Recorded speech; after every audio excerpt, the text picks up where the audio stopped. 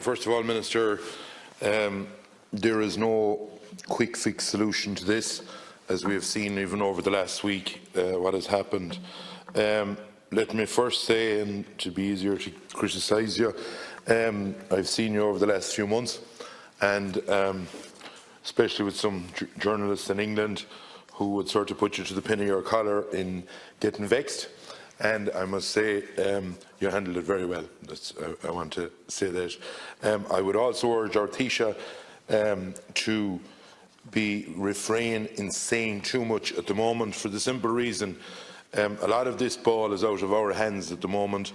It is in the hands of the British Parliament, and we have watched Mrs May, and there is different views, and we have to understand that no more than every parliament right across the world, and you have to respect that. But I think that it is a time for people not to overstate things and not to basically do over commentary on things, because space, I think, needs to be given. I don't think it was over helpful that some people in the UK decided to say they wouldn't vote for it, even though they never saw it say the day before. It is the one question I want to ask you, Minister, and you might address it. We don't know, is this going to be the last text, or there is word coming out? And look, we're like hurlers on the ditch. I think we need to be honest. What we read or what we see is coming from, be it media, or we get certain updates, but we don't know what's happening at the engine room, to put it simple. And we need to know, is there going to be another bit of tweaking that Mrs May and Michelle Barnier will be at, or is the document that we're voting on this evening, is that going to be the final document? One thing, Minister, I'd also like you to maybe address as well,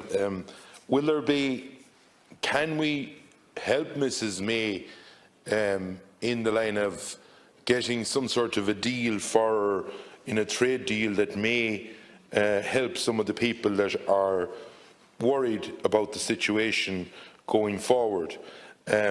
Or can that be done, or can there be a bit of wriggle room found in the meantime? The bottom line on it is, and I hear commentary every day that, yeah, there may be some parts of Brexit that would be good for some cities where they'd get maybe extra financial business into it and extra employment. But for rural Ireland, and especially the agricultural sector, that 40% of our exports is going there at a time that we know the Turkish market is in trouble, and that agriculture is reliant on it, even though that you'd wonder at the moment an animal killed in Ireland and an animal the same weight in England is €200, and the difference that the British farmer is better off.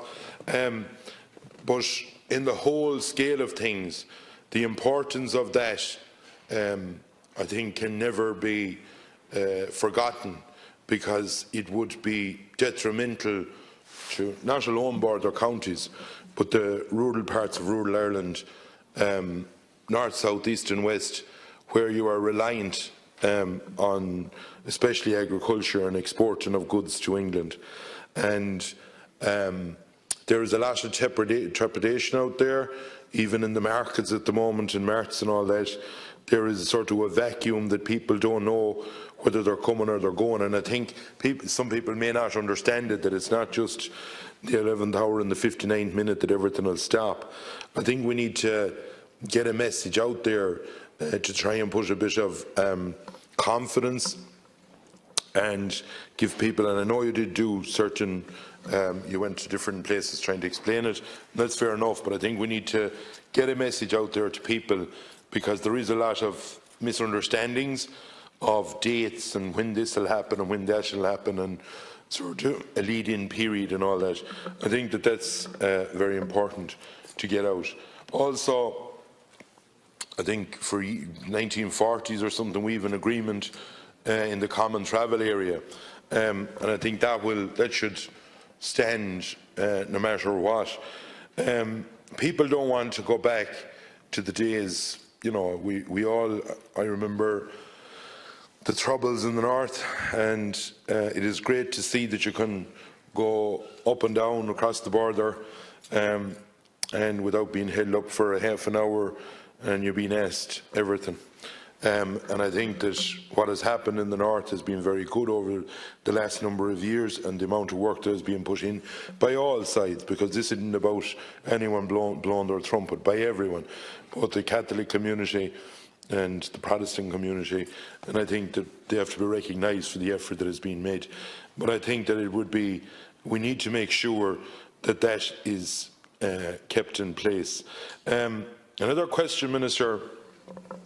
Are we in danger? Just, you know, if it ended up a hard Brexit, are we in danger of a lot of EU nationals using this country to try and gain access to England down the road? Like, will we basically nearly get smothered because we are sort of the nearest access point? And is there a danger in that? I think that, in fairness to Mrs May, even though I wouldn't be a big admirer of English politics or anything, I think she deserves credit for what she has done. She's nearly like a cat with 9 lives. She has come through every type of a grenade that was thrown at her and came through it. And she may, you know, people probably need to step back and see sense as well over there. But in fairness to her, she has moved on and has basically stood out, in fairness, over the last number of weeks. We don't know what's going to happen, and that's entirely up to the politicians in England, in the UK Parliament. It looks as if she won't get her deal through. Maybe we are wrong. It's a week ago they were saying that she wouldn't, that this 48 magic number would be hit, but it doesn't seem to be hit. Maybe common sense might prevail over there, but in the eventuality that there could be an election, she may not be leader, what's our plan B to make sure that the exports from the farming community, especially in the and indeed from manufactured and right around rural parts of Ireland, will be safeguarded, that there isn't a big bang? And other than that, Minister, in the rest of the negotiations or whatever over the next week, I wish you the best of luck. Thanks.